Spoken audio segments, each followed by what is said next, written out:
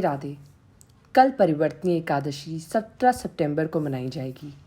आइए जानिए परिवर्तनीय एकादशी की व्रत कथा। अर्जुन ने कहा श्री कृष्ण से, हे प्रभु, भादों की शुक्ल पक्ष की एकादशी का क्या नाम है तथा उसका व्रत का क्या विधान है? उस एकादशी के उपवास को करने से किस फल की प्राप्ति होती है? हे कृष्ण जी, कृपया करके ये सब समझाकर हमें बताइए। श्री कृष्ण ने कहा, हे पार्थ, भाद्रपद मास की शुक्ल पक्षी एकादशी को परिवर्तनीय एकादशी कहते हैं। इसे जयंती एकादशी के नाम से भी जाना जाता है। इस एकादशी की कथा के सुनने मात्र से ही सभी पापों का नाश हो जाता है और मनुष्य स्वर्ग का अधिकारी बन जाता है। इस एकादशी की कथा से नीच पापियों का भी उद्धार हो जाता है। जो मनुष्य इस एकादशी के दिन भगवान श्री वामन रूप विष्णु भगवान की पूजा करते हैं, वह तीनों देवता अर्थात ब्रह्मा विष्णु महेश का आशीर्वाद प्राप्त करते हैं। हे पार्थ, जो मनुष्य इस एकादशी का उपवास करते हैं उन्हें इस संसार के सभी सुख प्राप्त होते हैं।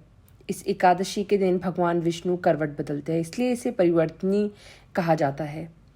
यह सुन विमस्त होकर अर्जुन ने कहा, हे श्री कृष्ण, आपके वचनों को सुनकर मैं भ्रम में पड़ गया हूँ कि आप किस प्रकार सोते होंगे, करवट बदलते होंगे।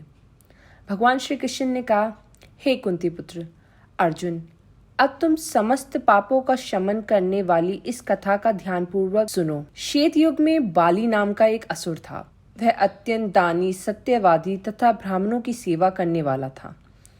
वह सदा यज्ञ, तप आदि किया करता था। अपनी इसी भक्ति के प्रभाव से वह स्वर्ग में देवेंद्र के स्थान पर राज्य करने लगा।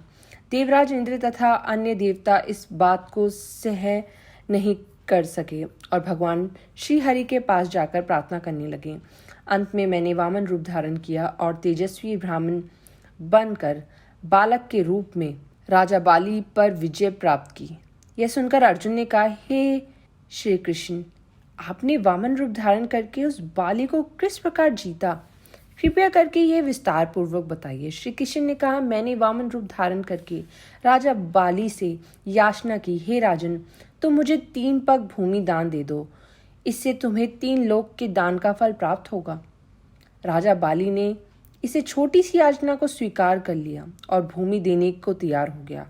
जब उसने मुझे वचन दे दिया तब मैंने अपना आकार इतना बड़ा बना दिया कि भूलोक में पैर, भुवन लोक में जांघा, स्वर्गलोक में कमर, महलोक में पेट, जनलोक में हृदय, तपलोक में कंठ और सत्यलोक में मुख रखकर अपने शीश को ऊंचा उठा दिया। उस समय सूर्य, नक्षत्र, इंद्र तथा अन्य देवता मेरी स्तुति करने लगे। तब मैंने राजा बाली से पूछा कि हे राजन, अब मैं तीसरा पग कहाँ रखूं? इतना सुनकर राजा बाली ने अपना शीश नीचे कर लिया। तब मैंने अपना तीसरा पग उसके शीश पर रख दिया और इस प्रकार देवताओं के हित के लिए मैंने अपने उस असुर भक्त को पाताल लोक में पहुंचा दिया। तब मुझसे विनती करने लगा। मैंने उससे कहा कि हे बाली, मैं सदैव तुम्हारे साथ रहूंगा। भादों के शुक्ल पक्ष की परिवर्तनी नामक एकादशी के दिन मेरी एक प्रतिमा राजा बाली के पास रहती है और एक क्षीर सागर में शेषनाग पर शासन करती रहती है। इस एकादशी को विष्णु भगवान सोते हुए करवट बदलते हैं। इस दिन त्रिलोकी नाथ श्री विष्णु भगवान की पूजा वामन रूप में की जाती है। इसमें चावल और दही सहित चांदी का दान दिया जाता है। इस दिन रात्रि को जागरण करना चाहिए। इस प्रकार उपवास करने से मनुष्य सभी पापों से मुक्त होकर स्वर्गलोक को जाता है। जो मनुष्य पापों को नष्ट करने वाली इस एकादशी व्रत की कथा सुनते हैं उन्हें अश्वमेध यज्ञ की फल की प्राप्ति होती है। इस कथा का सार, इस कथा से हमें ये सार प्राप्त होता है कि दान करने के उपरांत मनुष्य को कभी भी अभिमान नहीं करना चाहिए। राजा बाली ने अभिमान किया और पाताल को चला गया। इससे इस बात का भी बोध होता है कि अति हर कार्य की बुरी होती है। राधे राधे। जय श्री कृष्ण। जय एकादशी माँ।